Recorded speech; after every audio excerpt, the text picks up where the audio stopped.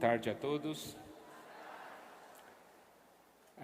O tema dessa nossa comunhão é sobre vencer a apatia e o pecado.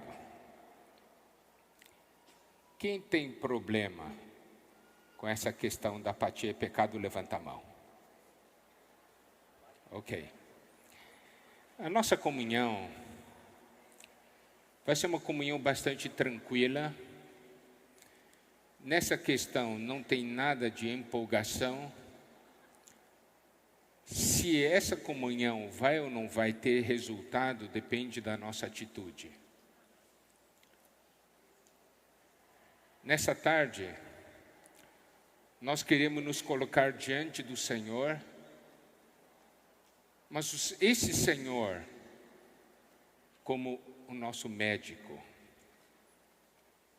O Senhor disse, os sãos não precisam de médico, e sim os doentes.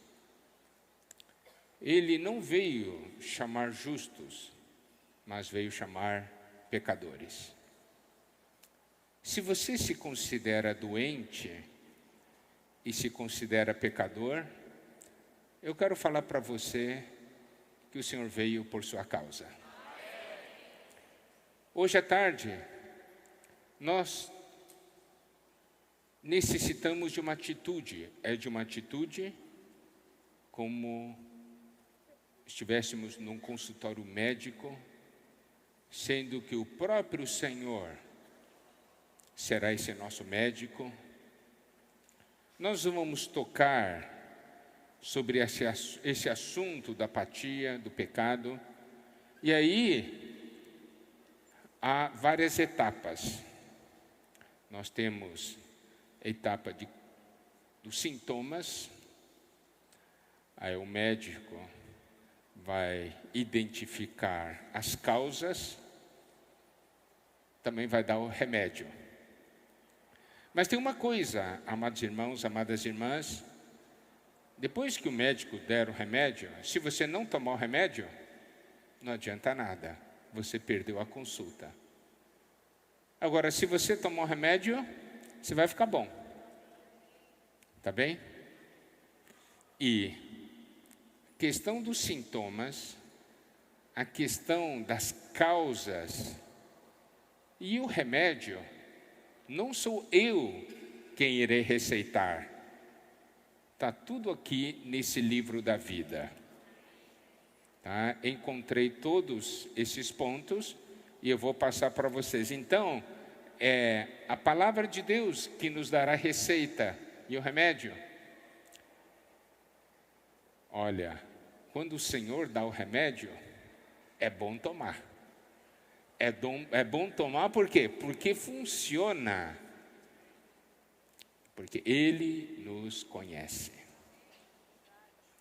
Bom, vamos ver alguns sintomas. Primeiro, é uma falta de desejo pelas coisas de Deus.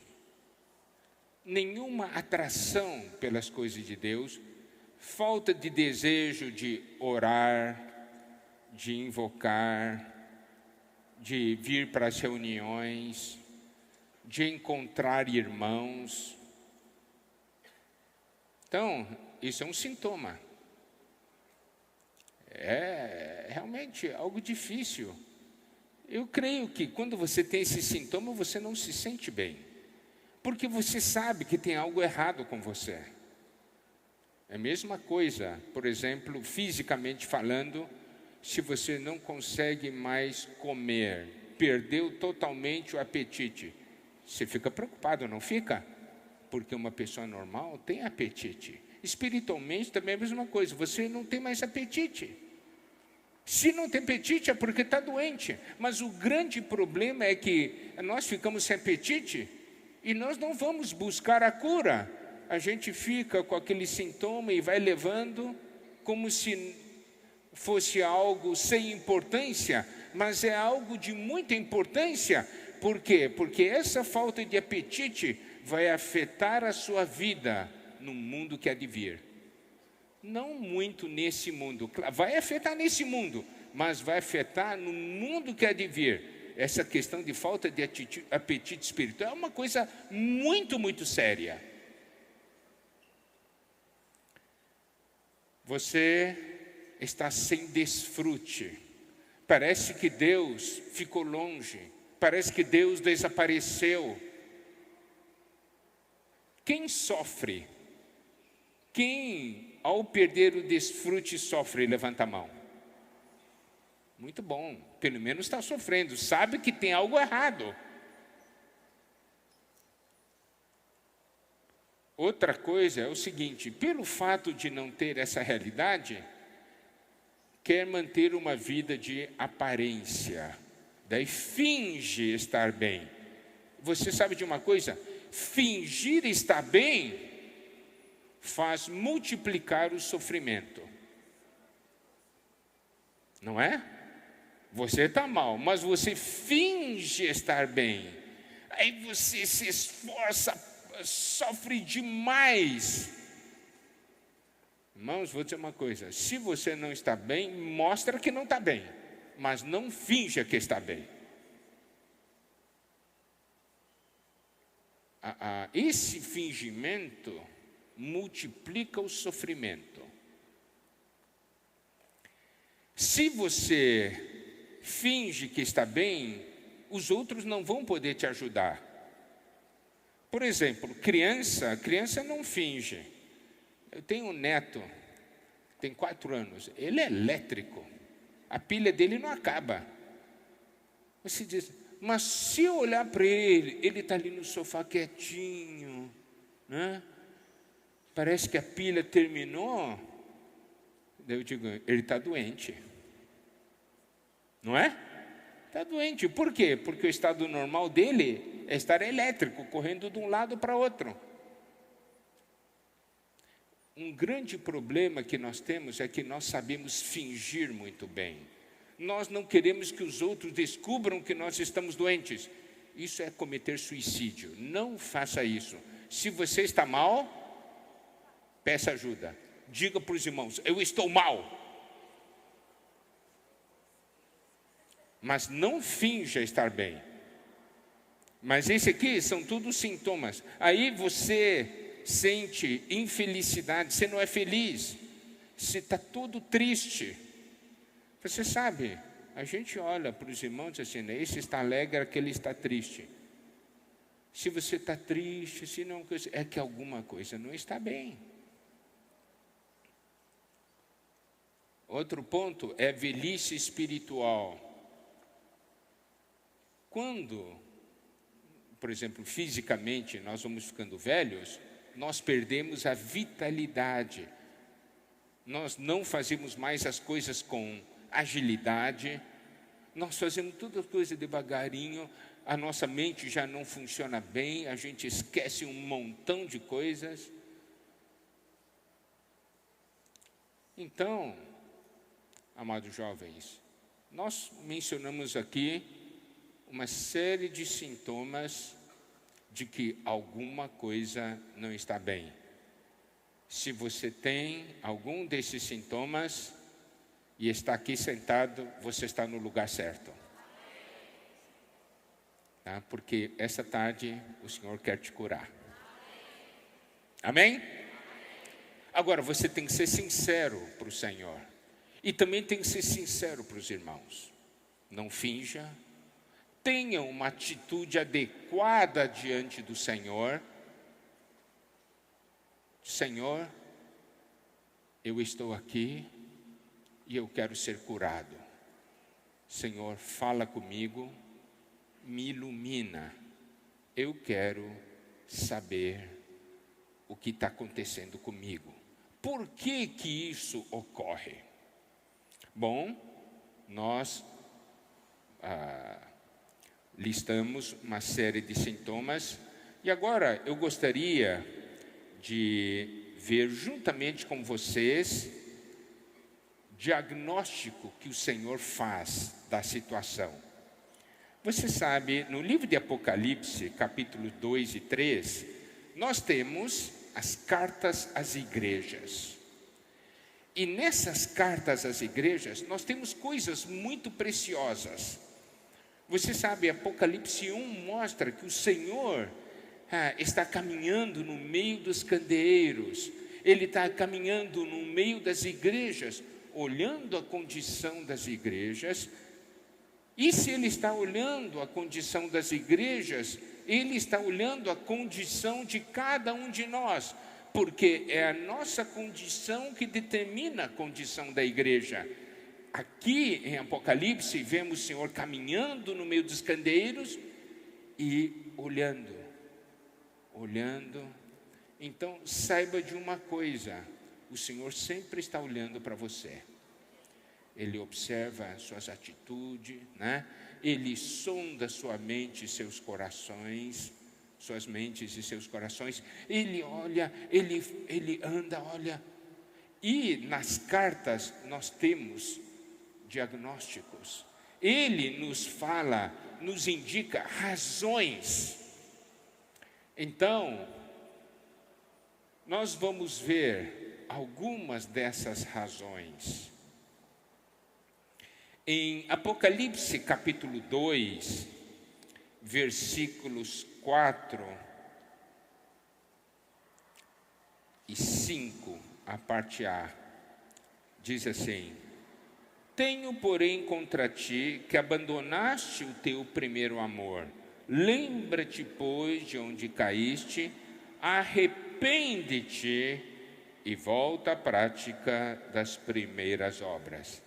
Então, a primeira coisa que nós podemos ver aqui, o Senhor diz essa palavra: abandonaste. Nós temos esses problemas porque, primeiro, nós abandonamos coisas que nós não deveríamos abandonar. Nós abandonamos, por exemplo, o nosso primeiro amor, o nosso amor para com o Senhor. Nós, no passado, quando compartilhamos sobre essa porção, nós falamos de uma maneira bem clara. A palavra não diz perder. A palavra diz abandonar. Muitas vezes a gente diz: eu perdi meu amor para com o Senhor. Não é, você não perde, você abandona. Por quê? Porque essa questão do amor é uma questão de troca. Eu amo isso, agora eu passei a amar isso. Eu amava isso. No momento que eu passo a amar isso, eu abandono. Então, eu quero que você perceba como é que o Senhor sente. E Ele é o médico, tá? Eu não sou médico. Ele é o médico. Ele, primeira coisa assim, você sabe por que você tem esse problema? Porque você abandonou o amor que tinha para mim. Você não perdeu, você abandonou, você trocou. Você sabe qual é o sentimento do Senhor quando a gente abandona o amor para com Ele? Ele foi aquele que morreu por nós. Eu passo a amar algo do mundo. O mundo me ama? O mundo morreu por mim? Não, o mundo quer me matar. Mas eu abandono o amor ao Senhor e passo a amar o mundo. Você sabe que o Senhor sente? Você já se preocupou com o sentimento do Senhor? Então, aqui ele diz que nós abandonamos coisas que não deveríamos abandonar. Vou dar um exemplo também. A leitura da palavra. Eu sei que na conferência de jovens todos são reavivados e todos querem ler a palavra, dizer: eu quero ler a palavra, não é? Mas quantos perseveram na leitura da palavra por um ano? a maior parte abandona. Vamos ser sinceros, é ou não é verdade? Nós abandonamos coisas que nós não deveríamos abandonar. Tá? Então, por isso o Senhor diz, arrepende-te. Agora, o segundo item está em Apocalipse 2, versículo 13. Conheço o lugar em que habitas, onde está o trono de Satanás. Aqui esse é o diagnóstico do Senhor Deus. E diz, por que, Senhor, eu estou nessa condição? Porque você está indo para o lugar onde Satanás habita. O Senhor diz, você não está vindo a mim onde eu habito. Por exemplo, Colossenses 3, 1 fala, né? Buscai as coisas lá do alto, onde Cristo vive, não é verdade? Mas aqui ele diz, conheço o lugar em que habitas, onde está o trono de Satanás. Aí nós podemos ver, nós vamos para o lugar onde Satanás habita. E o resultado é essa situação. Não somente isso. Versículo 14. Tenho todavia contra ti algumas coisas, pois que tens aí os que sustentam a doutrina de Balaão. Aqui eu não vou entrar na questão da doutrina de Balaão, mas de nós sustentarmos coisas que são contra Deus. Olha só. Ir onde Satanás habita, isso é um problema. Segundo, nós sustentamos coisas que são contra o Senhor.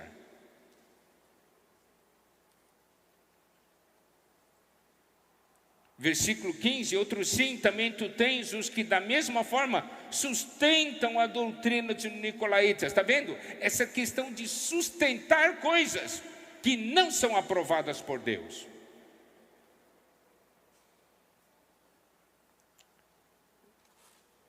Você sabe, em Efésios 5, fala sobre, quando fala da luz e das trevas, diz que nós não devemos ser cúmplices das obras das trevas, das coisas das trevas.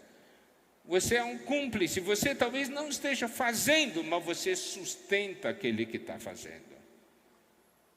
Quantos colegas seus fazem coisas contra o Senhor e você sustenta? Então, você sustentar coisas que o Senhor não quer. Certo? Por isso, o versículo 16, o Senhor diz, arrepende-te. Aí, vamos para um outro item. Capítulo 2, versículo 20. Tenho, porém, contra ti o tolerares que essa mulher Jezabel, tal. A questão de você tolerar coisas que Deus não tolera. Aqui nós temos um outro problema. Nós toleramos coisas que Deus não tolera. Irmãos, todas essas coisas resultam em algo nas nossas vidas. E nós começamos então a manifestar esses sintomas.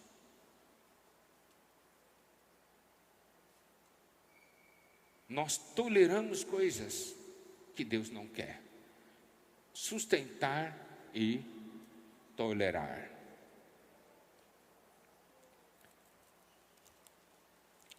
Tudo isso, irmãos, são diagnósticos feitos pelo Senhor, não por mim. Quando ele fala da situação das igrejas, ele mostra a raiz, onde estão os problemas.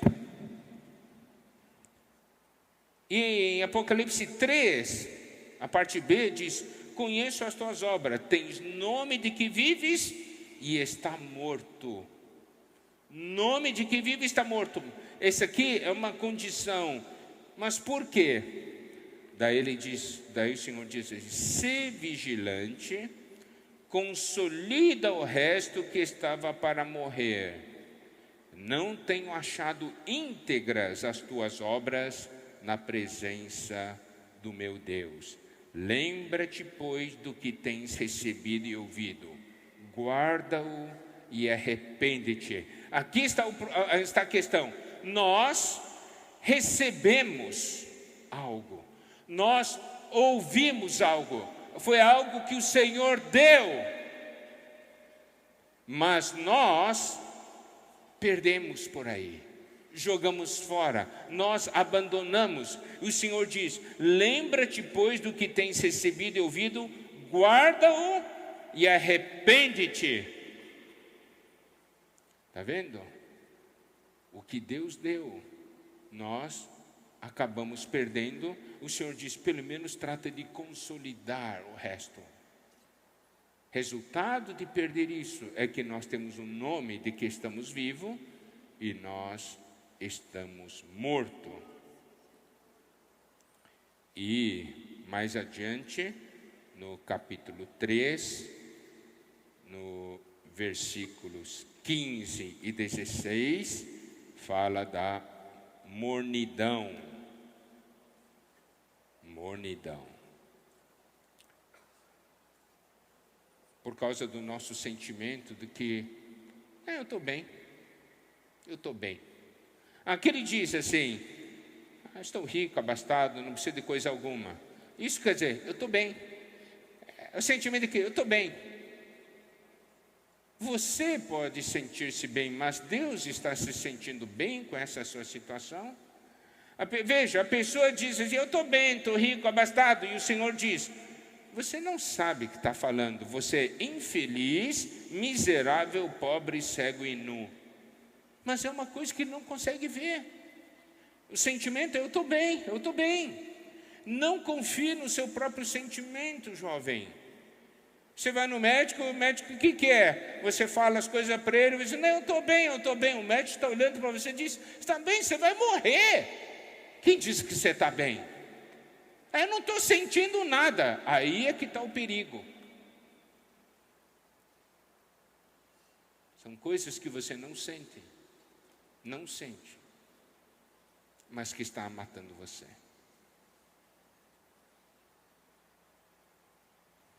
Não é? Então esse foi o diagnóstico que o Senhor fez caminhando entre as igrejas. E se o Senhor fez esse diagnóstico caminhando entre as igrejas, caminhando no nosso meio, então é bom a gente prestar atenção. Aqueles sintomas que nós falamos no início, isso que o Senhor falou agora, quando Ele caminhou no meio das igrejas e mostrou a razão da situação da igreja naquela condição. É bom nós prestarmos atenção. Por quê? Porque em cada carta há a seguinte recomendação: quem tem ouvidos, ouça o que o Espírito diz às igrejas. Então o Senhor está falando para nós: é bom você ouvir o que eu estou falando para você. Amém? Você está ouvindo ou não? Está tomando nota? Está se sentindo diante do médico? Tem que ter essa atitude, amados jovens. Não vamos nos enganar. Se nós queremos ser curados, nós temos que dar atenção à nossa condição. Então, agora eu vou dar nome. A questão de várias causas. Ali estava ligado às atitudes, não é? O Senhor, quando caminhou, Ele mencionou as atitudes que causam aquele problema. Agora nós vamos falar sobre os itens que causam problema. Primeiro item, a morte. Quando a morte entra em ação, começa a surgir esses sintomas. E vamos dar uma olhada em alguns versículos. Salmo 115,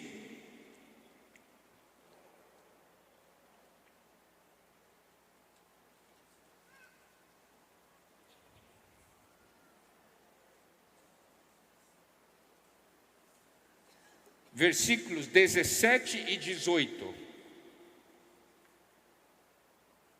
Salmo 115, versículo 17 e 18. Aqui diz: os mortos não louvam o Senhor, nem os que descem à região do silêncio.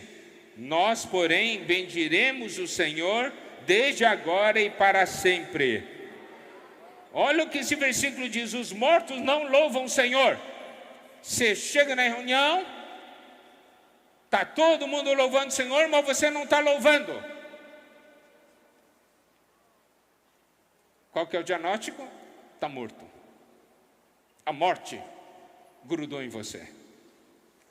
Aqui diz: os mortos não louvam o Senhor. Eu quero fazer uma pergunta: você louva o Senhor? Louva mesmo?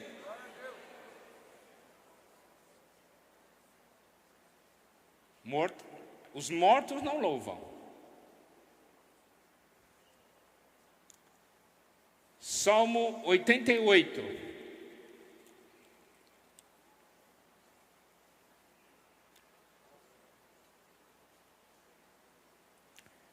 Mostrará tu prodígios aos mortos, ou os finados se levantarão para te louvar? Será referida a tua bondade na sepultura, a tua fidelidade nos abismos? Eu quero fazer a seguinte pergunta: você proclama ou não os prodígios do Senhor? Você se levanta ou não para louvar o Senhor? Você fala ou não a bondade do Senhor? Você fala ou não, declara ou não a fidelidade do Senhor?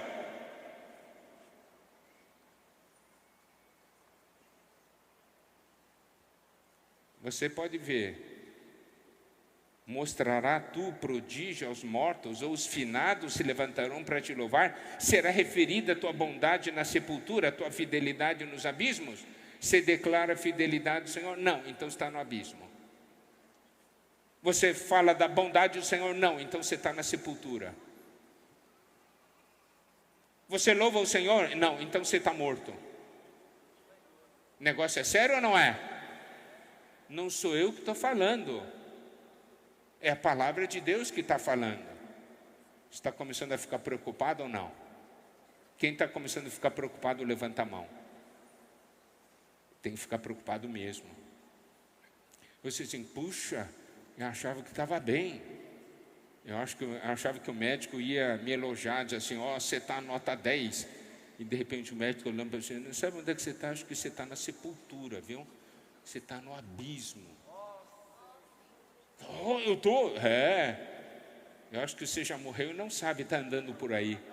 Não, verdade, esse mundo inteiro, não é? Esse negócio não fica todo mundo gostando de zumbi? É verdade, é. Agora, nós não vamos ser zumbis espirituais, vamos?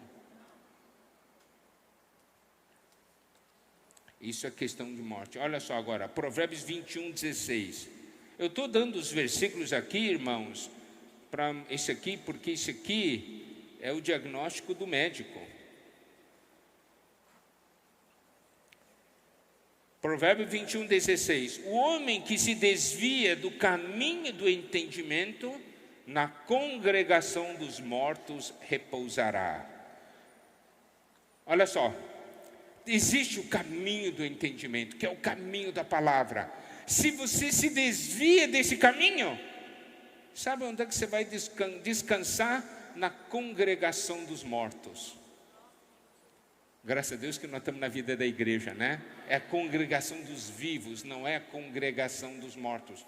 Mas se você se juntar àquela turma lá da rua ou da escola, daqueles que se desviam do caminho, você acaba repousando na congregação dos mortos. Agora, a morte, né? Quando começa a agir em nós, ele não mata na hora. Que a morte, quando opera, causa na pessoa? É a velhice, né? A pessoa vai ficando velha, quer dizer, está indo para a morte. Fisicamente falando é assim, não é? É a morte que está operando. Então vamos ver algumas coisas ligadas à velhice. Tá? 1 Samuel,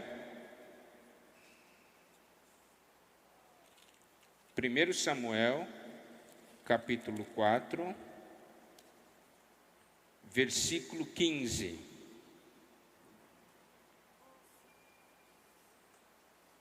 Primeiro Samuel, capítulo 4, versículo 15, diz assim: era Eli da idade de 98 anos, os seus olhos tinham cegado, já não podia ver. Está vendo? Quando a velhice vem, por causa da ação da morte, a pessoa se torna cega. E primeiro livro de Reis, capítulo 1, versículo 1, diz: sendo rei Davi já velho e entrado em dias, envolviam-no com roupas, porém não se aquecia. Você vê, quando fica velho, já não tem o fervor, já não tem o calor da vida. Quando você é jovem, tem calor, não é? Tem energia. E aquela porção também de 1 Samuel capítulo 4, no versículo 18, parte B, diz assim, falando de Eli: porque era já homem velho e pesado. Velho e pesado. Pesado. Isso aqui é tudo problema de velhice. Agora, esse aqui então, morte. A morte causa velhice, né? Agora, vamos ver um outro ponto que são os pecados, tá? São os pecados. Vamos ver Isaías 59.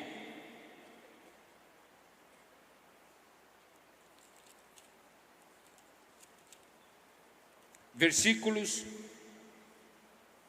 1 e 2.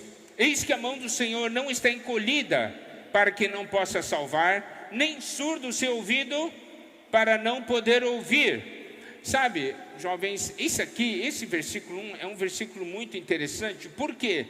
Porque o sentimento das pessoas para com o Senhor é que o Senhor já não consegue mais salvar. Por quê? Porque você ora, e o Senhor não vem salvar.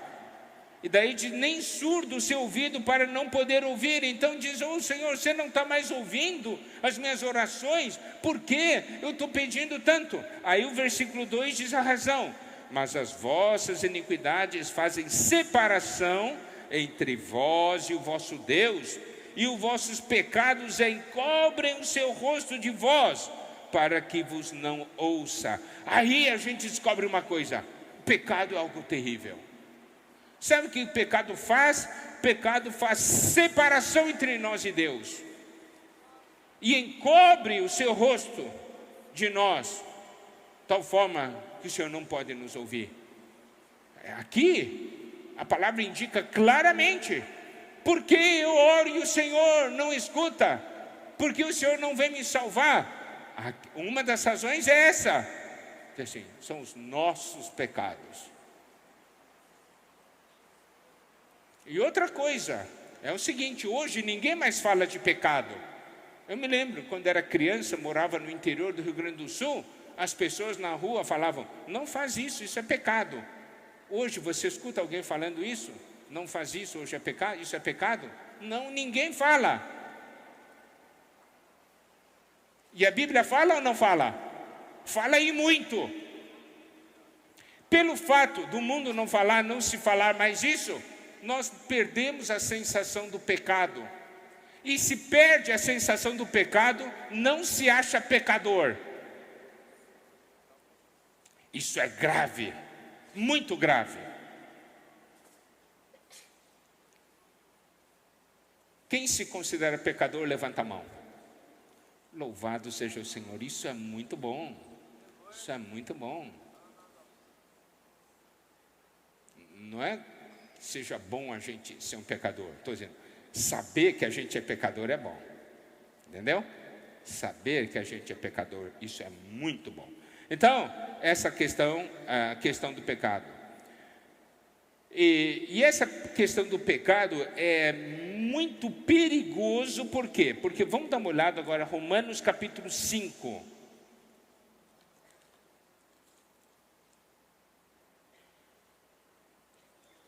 Versículo 12. Portanto, assim como por um só homem entrou o pecado no mundo, e pelo pecado a morte, assim também a morte passou a todos os homens, porque todos pecaram. Preste atenção, o perigo do pecado, porque não é, o perigo do pecado é o seguinte: não temos só o problema do pecado, o pecado introduz morte. Pecado introduz morte.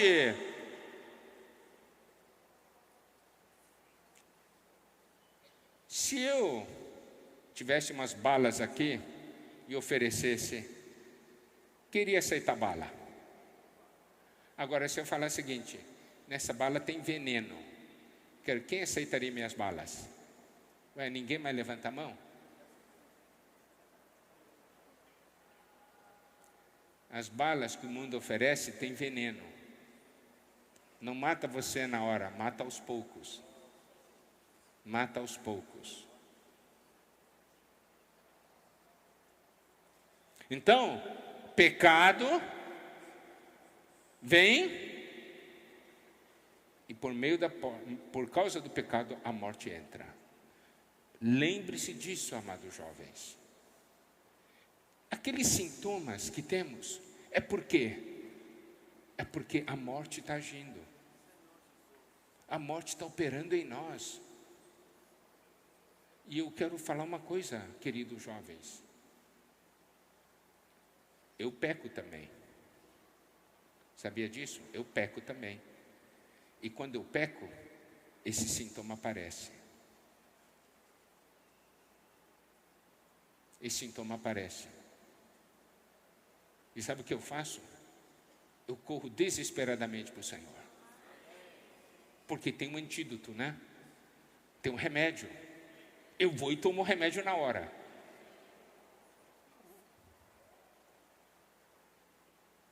Não pensem que os irmãos, a gente fala aqui, os irmãos que estão aqui ministrando são super-homens. Não, são pecadores também, com fraquezas, cometem erros. Mas o segredo é que buscam a salvação, reagem, não fica parado. Bom? Tá bom? Então vimos a morte, vimos a velhice, vimos o pecado. Agora vamos ver o mundo. 1 João 2, versículo 15, diz: não ameis o mundo, nem as coisas que há no mundo. Se alguém amar o mundo, o amor do Pai não está nele. No momento que você ama o mundo, o amor do Pai sai. Não está nele, você não consegue mais ver Deus nele. Por quê? Em Tiago, capítulo 4,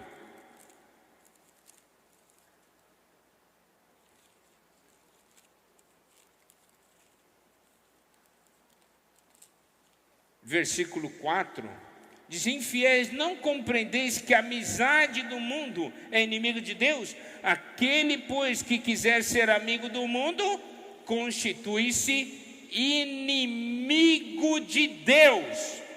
Preste atenção à palavra que a Bíblia usa. Se você quiser ser amigo do mundo, se torna inimigo de Deus.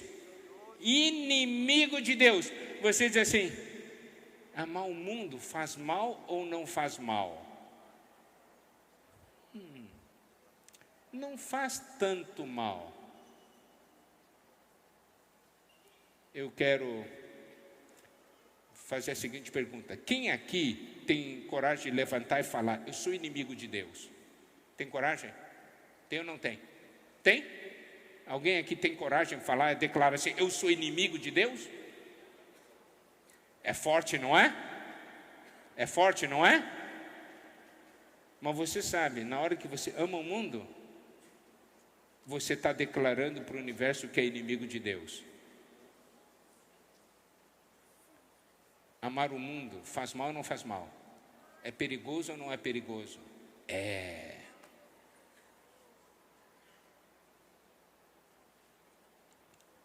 Ídolos.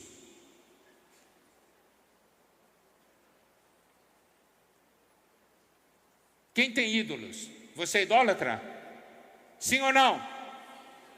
Hã? Tem ou não tem ídolos?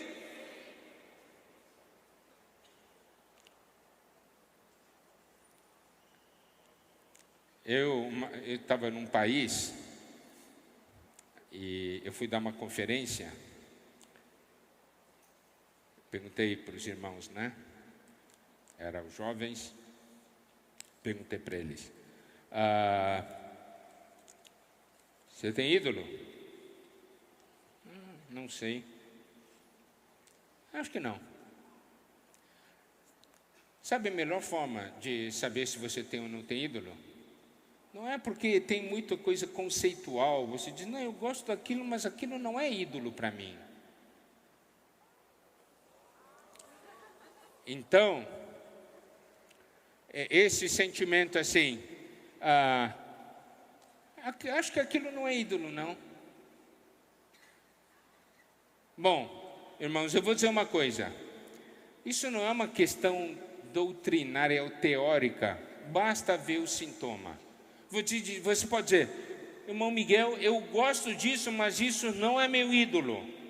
Então, como que a gente sabe se é ou não é ídolo?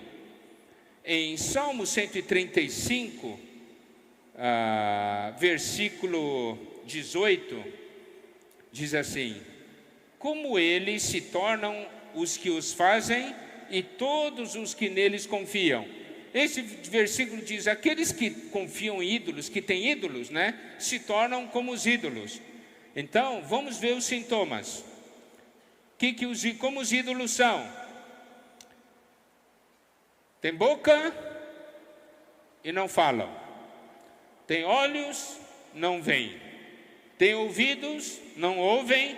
Não há alento de vida em sua boca. Então, como você sabe se determinada coisa é ou não é um ídolo na sua vida? É muito simples. A presença disso pode ser fato, pessoa, objeto. A sua boca, que falava as coisas de Deus, continua ou não continua falando? Se a sua boca não fala as coisas de Deus, é um sinal muito ruim. É um sinal de que tem ídolo. Tem olhos e não veem. Você vem para uma conferência ou participa da reunião da igreja. Todos vêm, mas você não consegue ver. Você não consegue mais ver Deus. Você não consegue mais falar das coisas de Deus. Tem ouvidos e não ouvem. O Senhor fala, fala, fala, você não consegue mais ouvir Deus falando com você. Não tem mais alento de vida na sua boca. A vida saiu. Isso quer dizer o quê? Isso é um claro sinal de que tem um ídolo na sua vida. É bom começar a buscar ou identificar que ídolo é esse. Está vendo? Então, essa questão de ídolo é uma questão bastante séria. Por quê? Porque anula a nossa pessoa. Um outro problema é o orgulho. 1 Pedro, capítulo 5.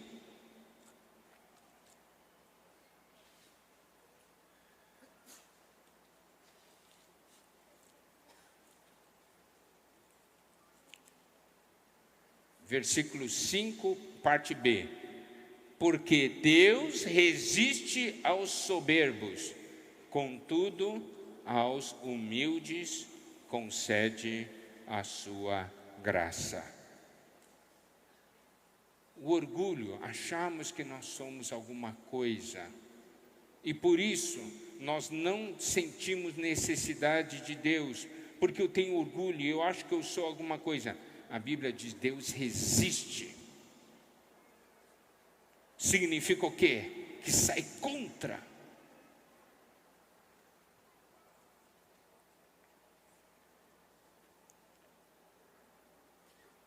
Uma outra causa é guardar rancor, não perdoar. Em Mateus capítulo 6,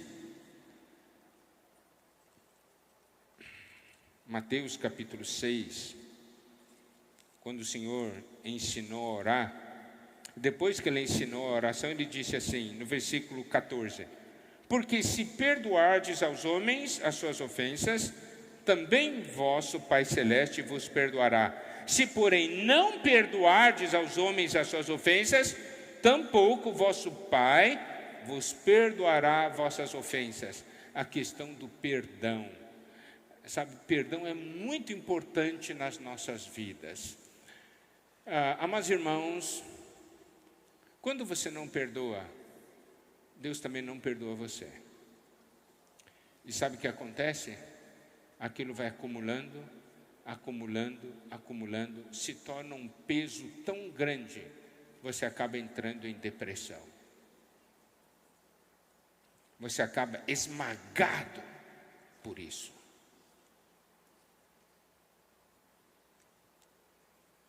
É bom ir diante do Senhor.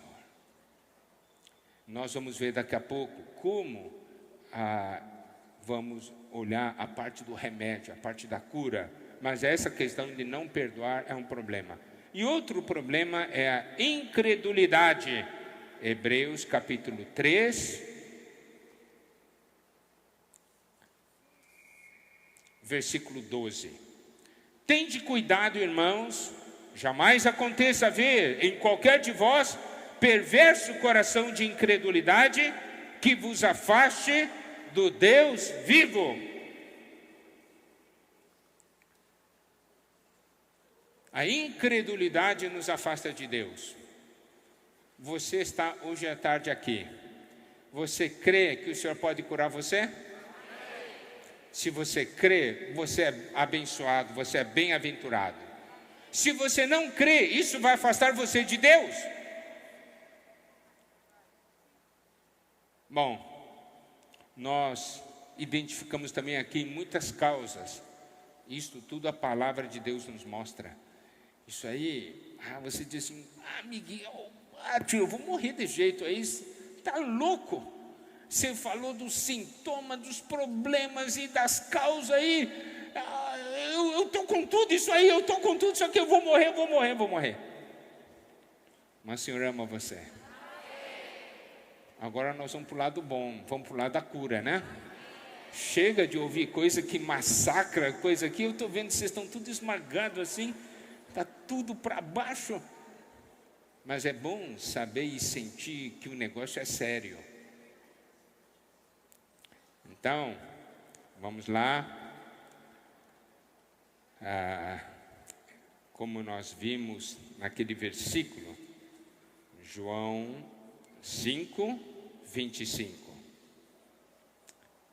Em verdade vos digo, que vem a hora e já chegou.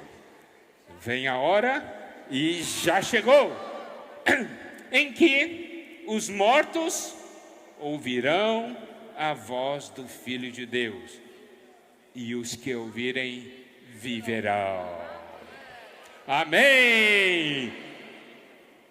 Vem a hora e já chegou em que os mortos ouvirão a voz do Filho de Deus, e os que ouvirem viverão. Sabe, esse versículo gera um sentimento dentro de nós. Toda vez que eu sinto que a morte entrou, esse é um dos versículos que me salva. Senhor, eu quero ouvir sua voz. É só falar, Senhor. Se eu ouvir, eu vou viver. O Senhor deseja ou não nos dar vida? Deseja, e muito. Por isso Ele sempre vai falar.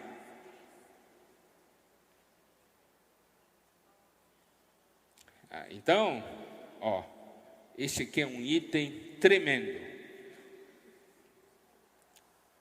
Em João 11, versículo 43 e 44, nós falamos isso também no primeiro período, naquele momento especial, mostra a ressurreição de Lázaro. Lázaro estava morto, não estava? Estava ou não estava morto? Estava morto. Sabe o que o Senhor fez?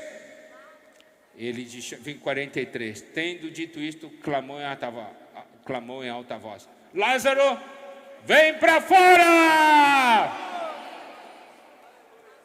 Jovens, venham para fora! Lázaro saiu ou não saiu? Saiu. Você sabe, Deus sempre está falando conosco. Vem para fora! Sai dessa! Vem para fora! E essa palavra é uma palavra que vence a morte, nos dá vida. E mesmo assim, há coisas que atam. Por isso que no versículo 44 diz: saiu aquele que estivera morto, tendo os pés e as mãos ligados com ataduras, e o rosto envolto num lenço.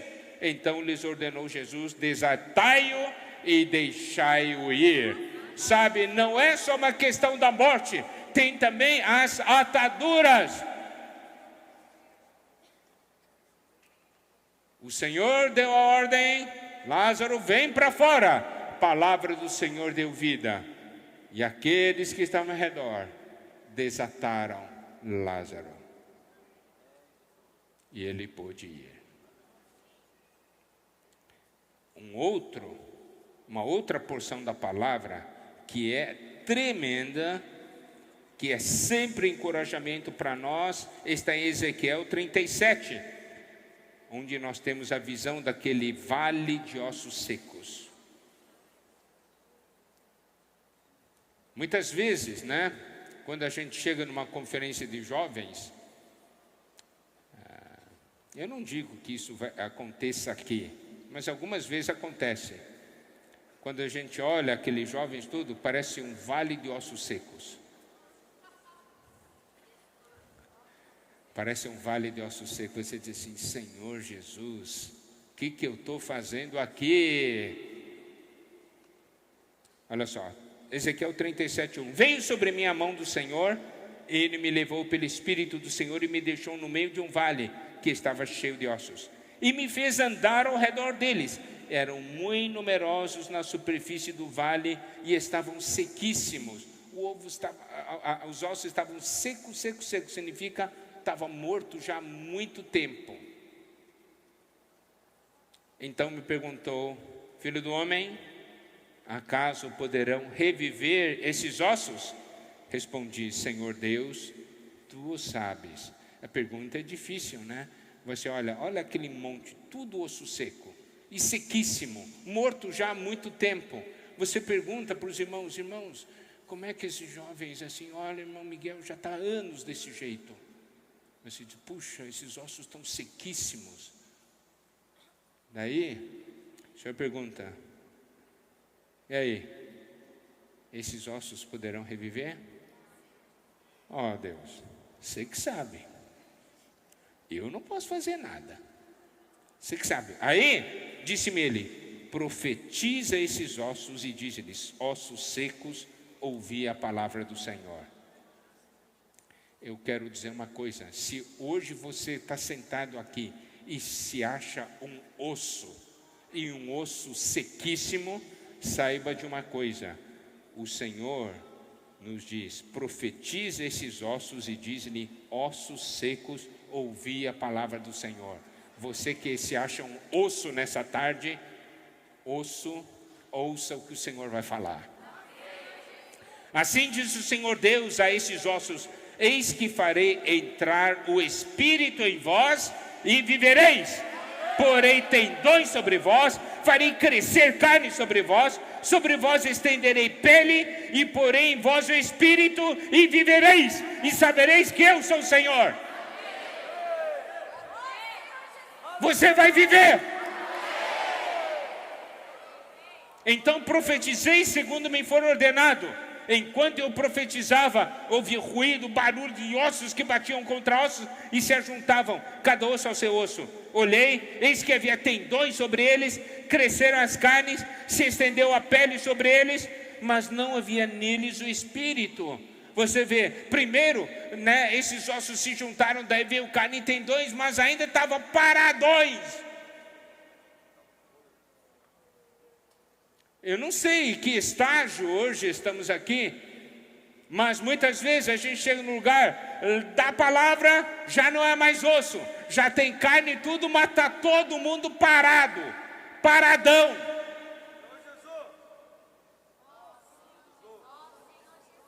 Então ele me disse: profetiza ao Espírito, profetiza ao Filho do Homem, e disse-lhes: assim diz o Senhor Deus, vem dos quatro ventos ao Espírito e assopra sobre estes mortos para que vivam. Profetizei como ele me ordenara, e o Espírito entrou neles, e viveram, se puseram em pé, um exército sobremodo numeroso. Olha só, osso, não tem coisa mais apática do que osso, e osso sequíssimo. Fala para o osso: osso, nada. Mas o resultado da palavra do Espírito foi um exército. Sabe, esse é o nosso sentimento. Aqui vai se levantar um exército. Não interessa quão apático vocês sejam, se abrirem para a palavra e para o Espírito, vão se tornar um exército. Olha a importância de ouvir a voz do Senhor. Amém? Muito bom. Então nós precisamos da aparição do Senhor, precisamos da palavra do Senhor, precisamos do Espírito do Senhor. Também vamos dar uma olhada em Isaías 6. Isaías 6, que é uma passagem também bastante conhecida.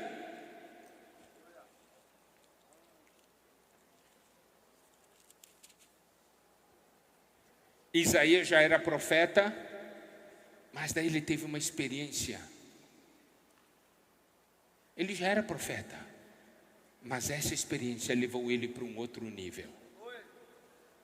Fez dele uma pessoa extremamente útil ao Senhor. Ele diz, Isaías 6:1: no ano da morte do rei Uzias, eu vi o Senhor assentado sobre um alto e sublime trono. As abas de suas vestes enchiam o templo. Serafins estavam por cima dele, cada um tinha 6 asas, com 2 cobria o rosto, com 2 cobria os seus pés, com 2 voava, e clamavam uns aos outros, dizendo: Santo, Santo, Santo é o Senhor dos exércitos, toda a terra está cheia da sua glória. Versículo 5: então disse eu: ai de mim, estou perdido, porque sou homem de lábios impuros, habito no meio de um povo de impuros lábios, e os meus olhos viram o Rei, o Senhor dos exércitos. Eu vou dizer uma coisa, amados irmãos: quem está apático, quem está derrotado, precisa da aparição do Senhor.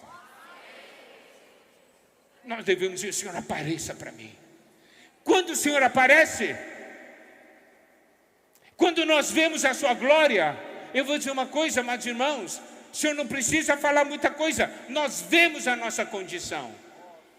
Por isso que aqui ele disse, eu disse: ai de mim, estou perdido, sou homem de lábios impuros. Ele era profeta, e ele disse: sou homem de lábios impuros. Eu vou dizer uma coisa, amados irmãos: quanto mais forte a luz, mais nós vemos a nossa condição. Você sabia de uma coisa? Paulo, ele disse a respeito dele: eu sou o principal dos pecadores. Isso é porque ele pecava mais que os outros? Não, mas é porque ele via melhor os seus pecados. quando eu não me vejo, quando eu não vejo a minha condição, eu me acho melhor que você. Quando Deus me ilumina, eu vejo que eu sou pior que você. Você sabe qual é o nosso sentimento? O que eu sinto a respeito de mim mesmo? É só medir por isso. Eu gosto muito de dar o seguinte exemplo, a escada rolante, não é? Vocês conhecem a escada rolante, não conhecem? Quem conhece a escada rolante, levanta a mão. Tá bom. Preste atenção. Quando você está subindo na escala rolante, você vê as pessoas em cima de você e embaixo de você. Hein? Quando você está subindo, as pessoas estão mais alto ou mais baixo que você? Mais alto, tá vendo? Quando você vê os outros mais alto que você, isso é sinal que você está subindo, irmão. Mas, quando você está descendo a escada rolante, você olha para os outros, onde eles estão? Embaixo. Então eu vou dizer uma coisa, no momento que você olha para os irmãos, você diz assim, eu sou melhor que vocês, você está descendo. Agora, quando você olha para os irmãos e diz assim, puxa, vocês são melhores do que eu, isso é sinal de que você está subindo. Então eu quero fazer a pergunta, você está subindo ou está descendo? Eu achava que estava subindo, mas acho que eu estou descendo. Vocês entenderam? Então, Isaías disse, sou um homem de lábios impuros e habito no meio de um povo de lábios impuros. Meus olhos viram o Rei, o Senhor dos Exércitos. Então um dos serafins voou para mim, trazendo na mão uma brasa viva que tirara do altar com uma tenaz, com a brasa tocou a minha boca e disse, eis que ela tocou os teus lábios, a tua iniquidade foi tirada e perdoado o teu pecado. Olha, Deus sempre quer nos salvar. Deus sempre expõe, quando Deus expõe, não é para nos condenar, Ele expõe é para nos salvar. Por isso, amados jovens, não tenham medo da luz do Senhor. Se aproximem da luz, quanto mais melhor. Você vê, Isaías viu a condição, ai de mim, ai meus lábios. Logo veio um anjo e veio purificar a boca dele. E aí, olha o versículo 8. Depois disto, ouvi a voz do Senhor que dizia, a quem enviarei e quem há de ir por nós? Disse eu, eis-me aqui, envia-me a mim. Está vendo? Foi depois dele ter se purificado, ter visto sua condição, que ele começou a ouvir Deus. Só eu ouvi Deus falando, a quem enviarei, quem há de ir por nós? Aí ele teve uma reação. Olha só como é importante a aparição do Senhor. A aparição do Senhor nos tira da apatia, amados irmãos. Também vamos ver outra passagem, Lucas capítulo 5, versículo 8.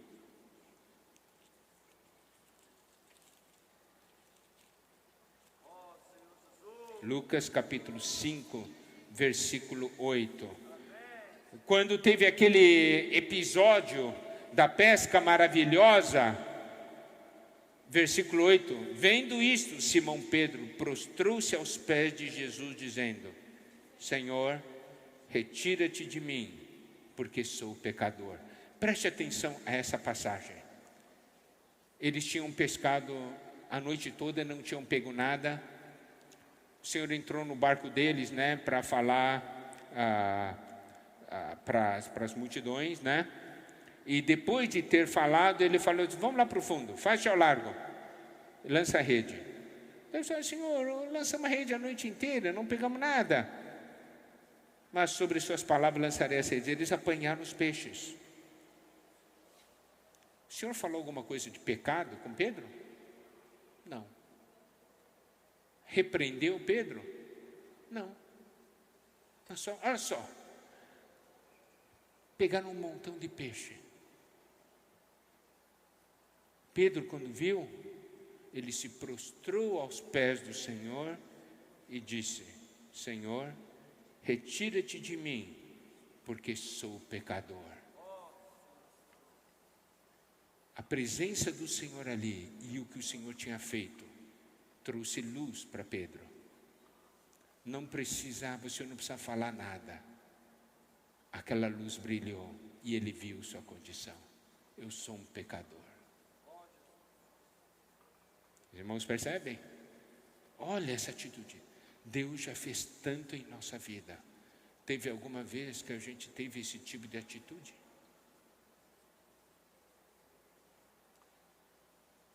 Muitas vezes, Deus te dá algo maravilhoso, algo que você, com que você sempre sonhou. Teve algum momento de, Senhor, eu não mereço, eu sou um pecador. Ou dizer, Deus é bom, Deus sabe que eu sou bom, por isso que me deu. Nossa situação, Senhor, eu não mereço, eu sou um pecador. Obrigado por me amar tanto.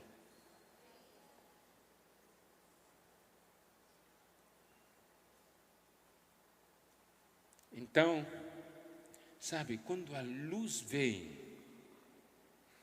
porque o Senhor aparece, seja por meio da palavra, seja por meio de uma situação, por meio de alguma comunhão, ou mesmo na oração, quando a luz vem, nós somos iluminados.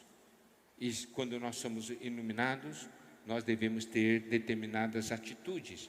Então vamos dar uma olhada em 1 João capítulo 1. 1 João capítulo 1.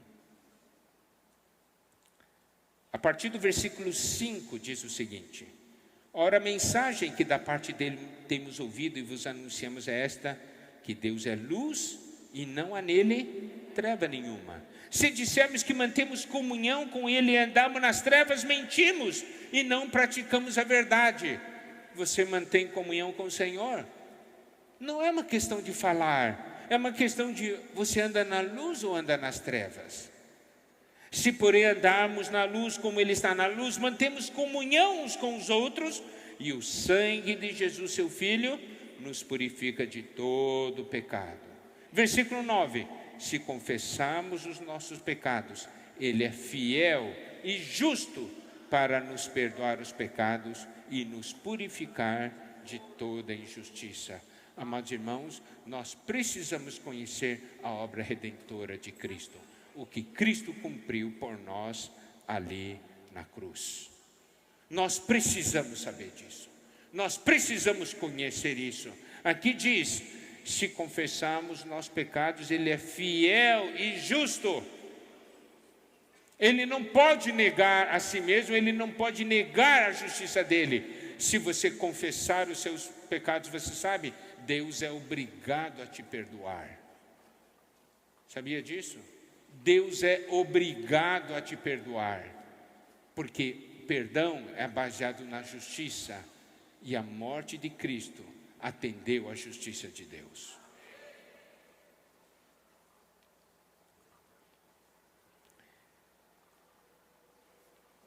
Outra passagem muito importante, 2 Crônicas 7.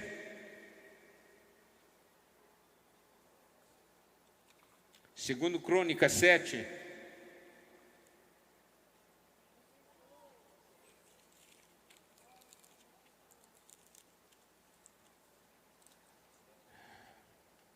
Versículos 14 e 15.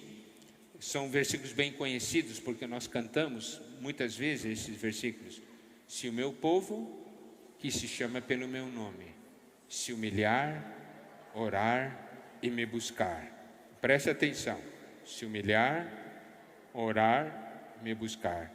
Se converter dos seus maus caminhos, então eu ouvirei dos céus, perdoarei seus pecados e sararei a sua terra. Estarão abertos os meus olhos e atentos os meus ouvidos à oração que se fizer neste lugar. Sempre tem o caminho para o Senhor. Sempre. As portas estão sempre abertas. Louvado seja o Senhor. Mas você diz assim, mas Miguel, eu já fiz coisa tão ruim, tão ruim, tão ruim. Então, vamos dar uma olhada na Bíblia, porções de pessoas que fizeram coisas tão ruim, tão ruim, tão ruim, tão ruim, e vamos ver qual foi a atitude do Senhor. Juízes capítulo 10.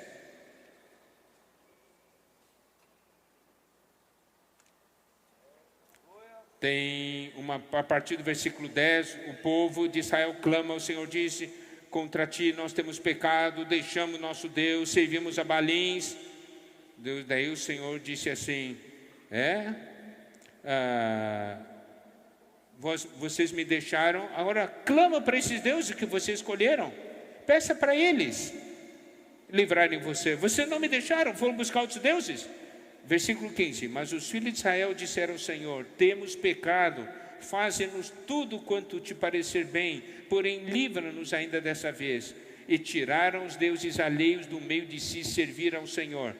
Olha só aqui diz, então já não pôde ele reter a sua compaixão por causa da desgraça de Israel. Olha o coração do Senhor. Senhor, o coração do Senhor realmente é um coração bastante mole, sabe? Ele olha para nós. Quer ver, ó? 1 Reis 21. Também tem outra, é um outro pedaço que 1 Reis 21.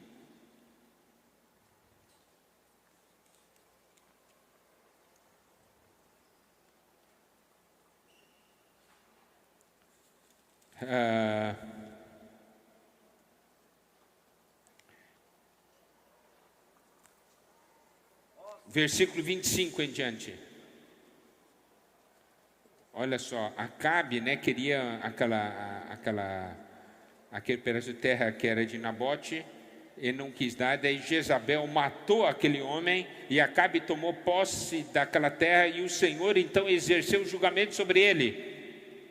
Olha só a partir do versículo 25, ninguém houve, pois, como Acabe, que se vendeu para fazer o que era mal perante o Senhor, porque Jezabel, sua mulher, o instigava, que fez grandes abominações seguindo os ídolos, segundo tudo que fizeram os amorreus, os quais o Senhor lançou de diante dos filhos de Israel. Tendo Acabe ouvido essas palavras, rasgou as suas vestes, cobriu de pano de saco o seu corpo e jejuou, dormia em sacos e andava cabisbaixo. Então veio a palavra do Senhor a Elias, o tesbita, dizendo, não viste que Acabe se humilha perante mim? Portanto, visto que se humilha perante mim, não trarei este mal nos seus dias, mas nos dias de seu filho trarei sobre a sua casa. Você pode ver uma pessoa tão ruim, quando houve arrependimento, tocou o coração de Deus. Amados irmãos, o Senhor nos ama. Saiba de uma coisa, o mundo usa de todos os meios para nos ganhar. O Senhor nos ama tanto, Ele preparou a redenção. Mas Ele usa um instrumento para nos ganhar. Vamos dar uma olhada sobre esse aspecto. Vamos olhar, conhecer mais o coração do Senhor. Jeremias, capítulo 2, versículo 2. É muito importante, amados irmãos, nós conhecermos o coração do Senhor. Eu quero dizer uma coisa para vocês, amados jovens. Como já foi falado durante as mensagens, todos nós sofremos tentação. Eu já sofri muita tentação, eu já caí também muitas vezes. Mas, eu vou dizer uma coisa. O que nos guarda quando grandes tentações vêm? É nós nos importarmos com o Senhor e com o que Ele sente. Teve momentos que houve grandes tentações. Eu queria fazer, mas algo no interior dizia para mim: você não pode fazer isso. Se você fizer isso, o que o Senhor vai sentir? E eu dizia: eu não vou fazer, porque eu não quero magoar o meu Senhor. Eu não quero entristecer o meu Senhor. Olha só, Jeremias 2:2. Vai e clama aos ouvidos de Jerusalém. Assim diz o Senhor: lembro-me de ti, da tua afeição quando era jovem, e do teu amor quando noiva, e de como me seguias no deserto, numa terra em que se não semeia. Sabe o que o Senhor está falando? Eu me lembro de você. Eu me lembro quando você me amava e você me seguia. Eu me lembro quando você ouvia a minha voz. Eu me lembro quando você se importava comigo. Esse aqui é um aspecto do coração do Senhor. Outro aspecto, olha só, capítulo 3, versículo 1 de Jeremias. Se um homem repudiar sua mulher, e ela o deixar e tomar outro marido, porventura aquele homem tornará ela? Não se poluiria com isso de todo aquela terra? Ora, tu te prostituíste com muitos amantes, mas ainda assim, torna para mim, diz o Senhor. Olha, esse aqui é o coração do Senhor. Esse é o coração do Senhor. Como nós podemos ficar apáticos diante de tão grande amor? Pelo fato do Senhor dar tanta importância para nós.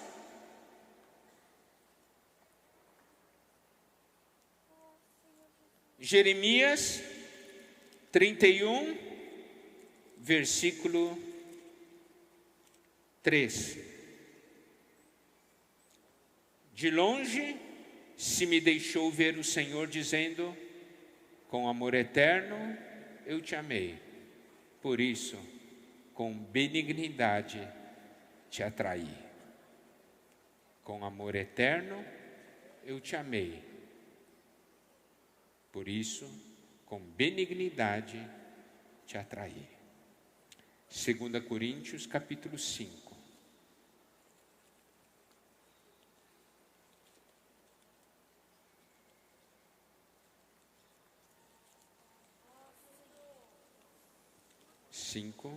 Versículo 14.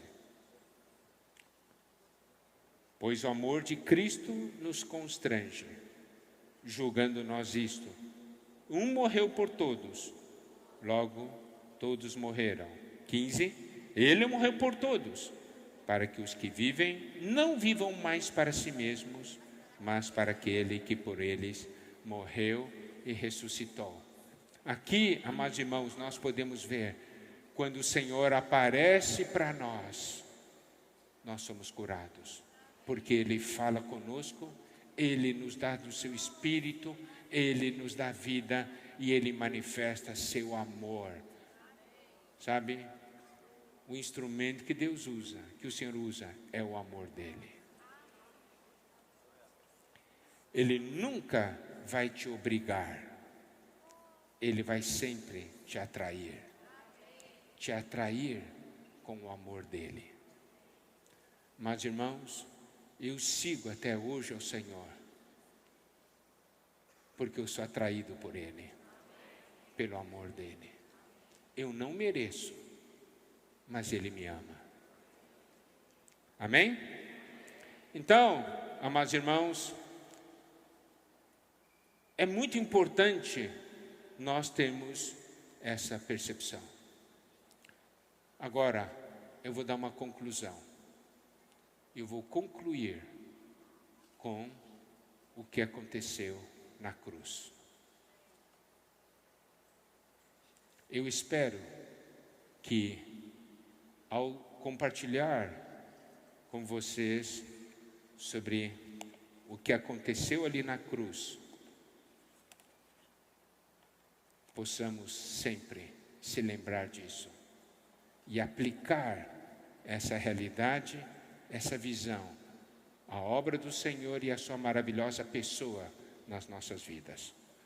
Nós vamos ver todas as frases que o Senhor Jesus pronunciou na cruz.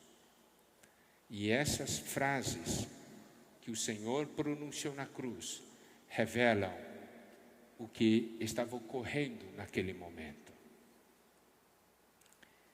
Primeiro, a primeira frase que o Senhor falou está em Lucas 23,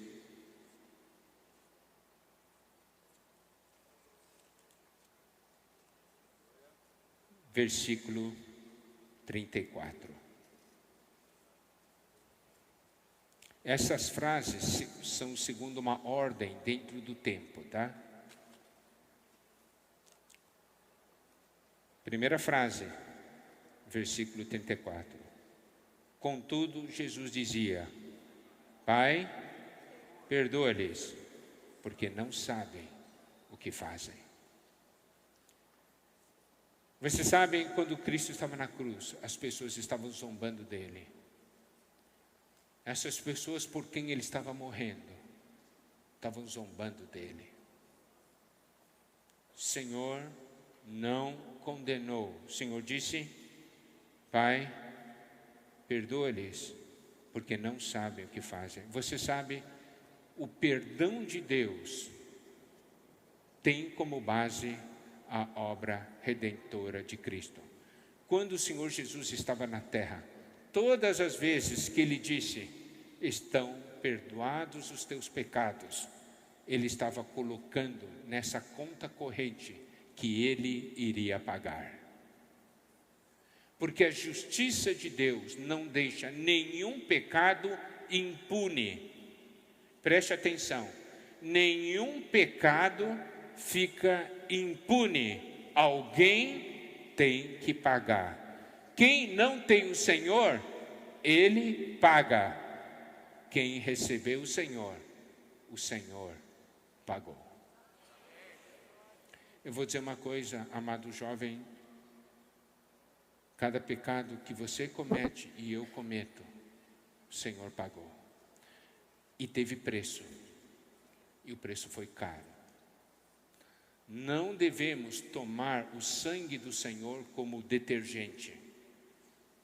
Eu me sujo, eu me lavo no sangue. Você se sujar na terra e lavar com sabão, isso é fácil. Mas cada gota do sangue de Cristo teve um preço muito elevado. Nunca tome o sangue do Senhor como detergente, como sabonete. Você sabe, toda vez que você falar: Senhor, lava-me com o seu sangue, perdoa os meus pecados, você tem que se lembrar do preço que Cristo pagou por você e por mim na cruz. Todas as vezes. Senhor, quando estava dizendo: Pai, perdoa-lhes porque não sabem o que fazem, ele estava colocando na conta corrente dele esses pecados que essas pessoas estavam cometendo contra o Senhor. Pode ver por aí o amor do Senhor. Sabe, toda vez que ele disse: estão perdoados seus pecados, teve preço. Teve preço, amados irmãos, amadas irmãs. Teve preço, e um preço muito elevado. Nunca devemos nos esquecer disso. Toda vez, eu quero repetir, que você falar: Senhor, lava-me com seu sangue, deve lembrar-se do preço desse sangue. Tá bem?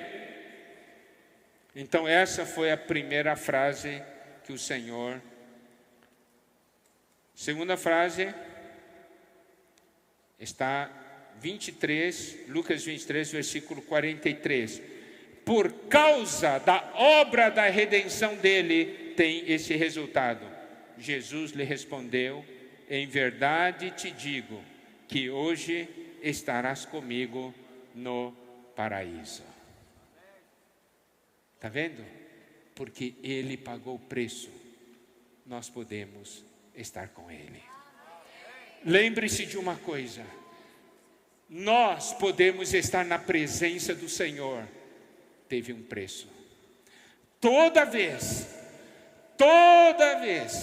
que você estiver na presença do Senhor, diga: obrigado pelo preço que você pagou, para eu hoje poder estar aqui na sua presença, Senhor.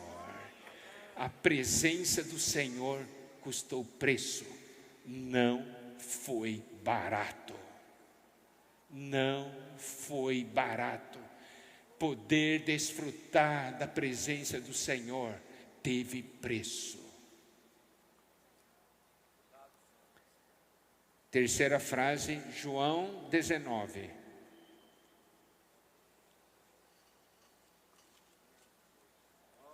Versículos 26 e 27. Vendo Jesus sua mãe e junto a ela o discípulo amado, disse: mulher, eis aí teu filho. E disse ao discípulo: eis aí tua mãe. Dessa hora em diante, o discípulo a tomou para casa. Por causa da obra da redenção de Cristo, nós ganhamos a vida divina. E com isso surgiu uma nova família nesse universo, que é a família de Deus. Lembre-se de uma coisa: toda vez que você olhar para o irmão e falar assim, irmão, isso porque teve um preço que foi pago. Sabe, o fato de podermos falar irmão, irmã, custou caro. Não chame um irmão, irmã de uma maneira simples e de uma maneira leve. Você, toda vez que falar irmão, deve falar com a boca cheia e cheio de agradecimento ao Senhor. Senhor, obrigado, eu tenho irmãos, eu tenho irmãs, e isso custou caro. Você pagou um preço muito elevado por isso. Você me deu uma família. Não é bom ter irmãos e irmãs? É maravilhoso. Eu olho para vocês, amados irmãos, amadas irmãs, eu fico alegre. Mas quando eu olho, eu digo, teve preço. Olha para mim. Teve preço. E preço alto. Cada irmão e irmã, você poder chamá-lo de irmão e irmã, teve um preço muito alto. Tem que dar valor. Amém? Tá? Esse aqui, próximo, Mateus 27.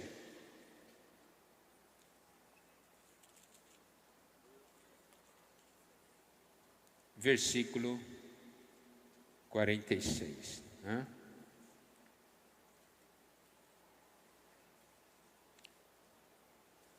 Por volta da hora nona, clamou Jesus em alta voz, dizendo: Eli, Eli, lama sabatani, que quer dizer: Deus meu, por que me desamparaste? Amados irmãos, esse foi um momento de maior sofrimento na vida do Senhor.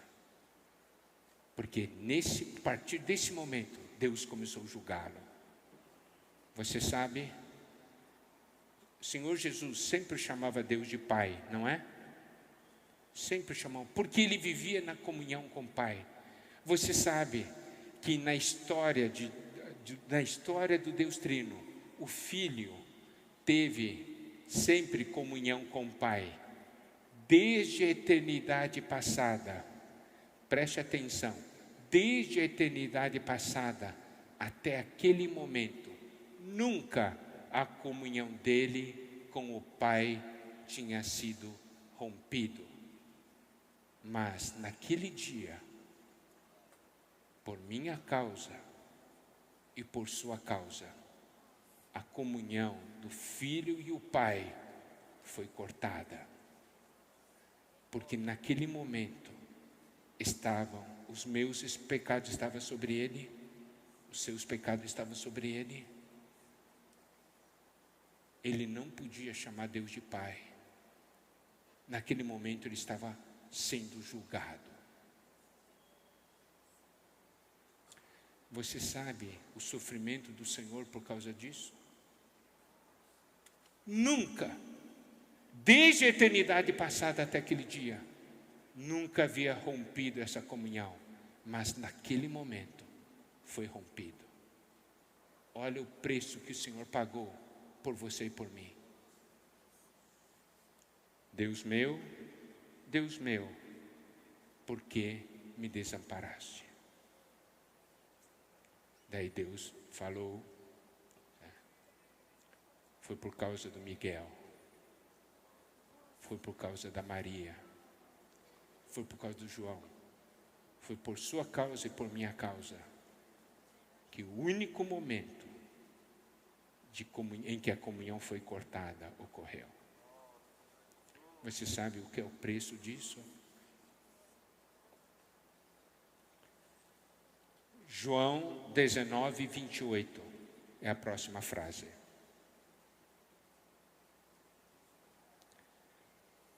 Depois, vendo Jesus que tudo já estava consumado para se cumprir a Escritura, disse: tenho sede. Por que tenho sede? Porque o fogo do julgamento estava queimando o Senhor. Aquele fogo que era para você e para mim, o Senhor estava sofrendo.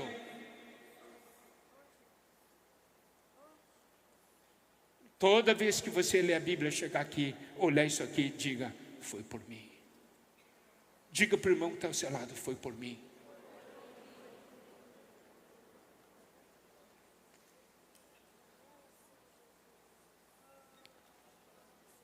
Próximo versículo. Quando Jesus tomou o vinagre, disse: está consumado.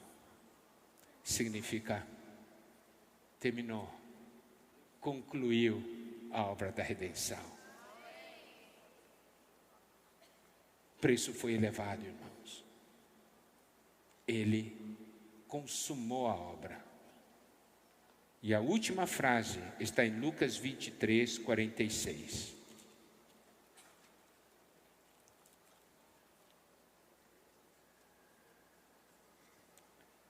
Então Jesus clamou em alta voz: Pai, nas tuas mãos entrego o meu espírito.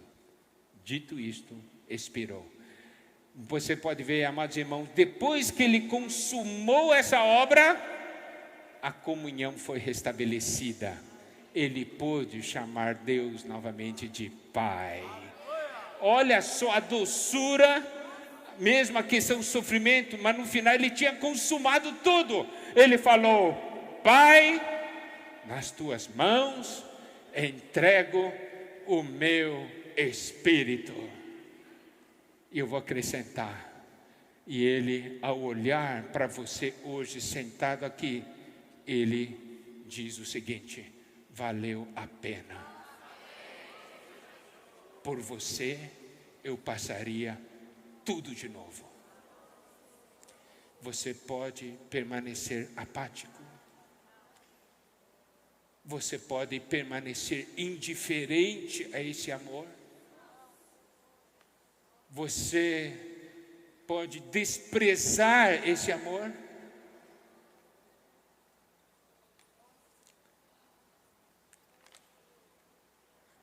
Espero que nessa tarde o Senhor tenha aparecido para você. Você também possa ter visto o que aconteceu ali na cruz. Amados irmãos, é aquela visão que me ganhou. Por causa dessa visão eu dei minha vida para o Senhor. E vale a pena. Eu não me arrependo. Deus me ama. O Senhor é maravilhoso. Eu não posso permanecer indiferente ao Senhor. Eu quero dizer uma coisa, jovens: eu sofro tentações. Tem certos períodos da minha vida eu sinto que algo frio, algo está entrando. Mas eu digo: eu não posso ficar assim. e eu vou desesperadamente diante do Senhor. E a palavra de Deus diz, né? Que se nós o buscarmos de todo o coração, Ele se deixará achar por nós. E eu posso te garantir, nos momentos mais difíceis, eu sempre o encontrei. Que o Senhor nos abençoe. Não sejamos apáticos, nem presos ao pecado. O preço que Ele pagou foi muito grande. Vamos dar valor. Vamos concluir com oração pessoal. Queria convidá-lo a pôr-se de joelhos para orar ao Senhor e agradecer por Ele ter te amado tanto, tanto.